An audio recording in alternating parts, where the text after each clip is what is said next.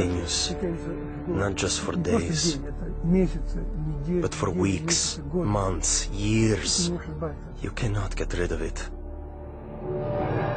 And the other continual feeling is the constant cold. Terrible cold.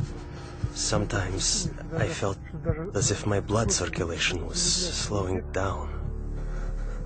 I was personally amazed at the power of endurance, because by all accounts, I should have become seriously ill and died a long time ago.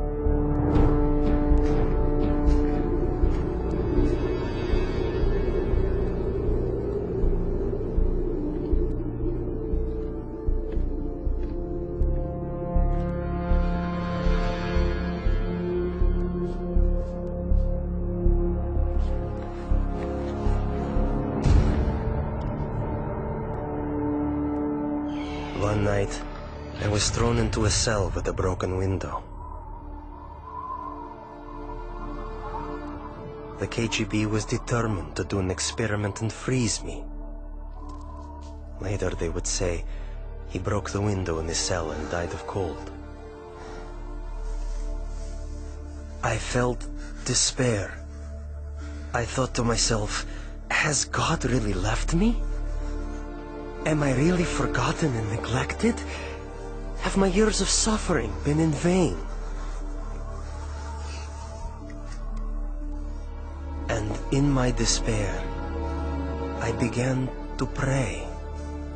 I usually pray silently, but this time I started to appeal to God out loud. God, have you left me? My cries were bursting from a heart literally in utter despair.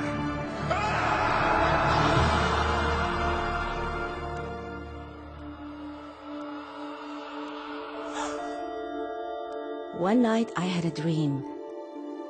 In my dream, I was told to pray for Alexander. I had no idea who Alexander was. But I told my church, and we began to pray for him.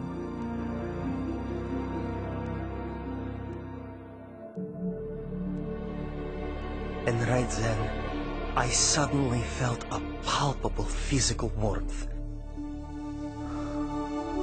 Not the kind that comes from a heater, but like when a mother draws her freezing child to her breast and warms him with her tearful breath of compassion.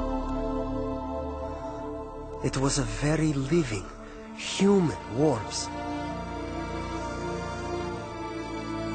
It penetrates you as if piercing you to the heart.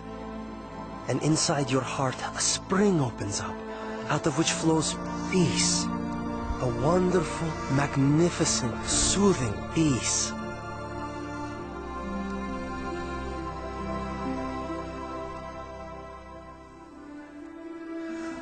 I felt a very loving, brotherly touch. Someone's caring hand touching my shoulder. I actually felt it. And this gesture represented the words, "You are not alone. You are not abandoned. We are with you.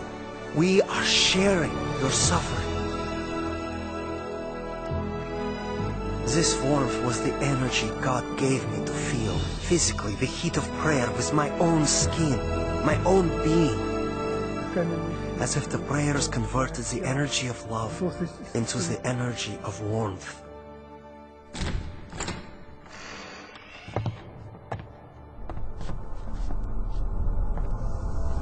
In the morning, it was a shock to my executioners. They couldn't understand. I wasn't simply alive, but my temperature was the same as that of a normal person. I heard the doctor explaining to my executioners in the corridor. This is impossible. We can't explain it. About 6 months later, we received a letter from Open Doors to pray for Alexander. And we finally found out who this Alexander was. We had been praying for 6 months without knowing anything about him. Alexander had started a Christian movement that spread across the Soviet Union. For this crime against the state, he was imprisoned to a labor camp in northern Siberia. the death sentence zone.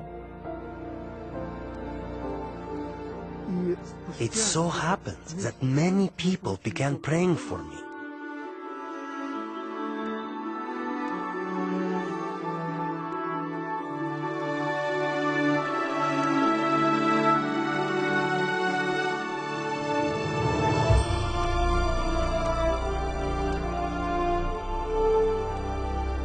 And that was exactly when they released me.